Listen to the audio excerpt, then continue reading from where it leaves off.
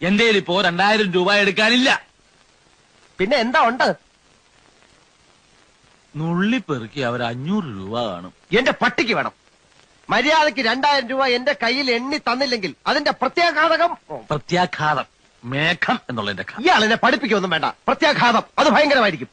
എന്തും നേരിടാൻ തയ്യാറായിട്ട് തന്നെയായി നാടകത്തിൽ ഇറങ്ങിത്തിരിച്ചിരിക്കുന്നത്. ഒരുമാതിരി പല തന്തയ്ക്ക് പറഞ്ഞ പരിപാടി എന്റെ അടുത്ത് കാണിക്കരുത്. തൽക്കാലം പല തന്തയുണ്ടെന്ന് വിചാരിച്ചേക്കാം. ഞാൻ പോവാന്ന്. അതെ, കുറച്ച് പതുക്കെ പറഞ്ഞാലും കേൾക്കാം. പിന്നെന്താ ഞെട്ടാത്തത്? സാധാരണ ഇത്ര നിസ്സാര കാര്യങ്ങൾക്ക് ഞാൻ ഞെട്ടാറില്ല. ഓഹോ, പിന്നെ ഞാനങ്ങനെ വെറുതെ പോകുന്നൊന്നും വിചാരിക്കണ്ട. ഈ വിവരം മുഴുവൻ ആ മൂപ്പിലാനെ കണ്ട് ധരിപ്പിച്ചിട്ടേ ഞാൻ പോവും. ഒരു ചാൻസ് കൂടെ തരാം. 250 250 ഉറപ്പിക്കുന്നോ?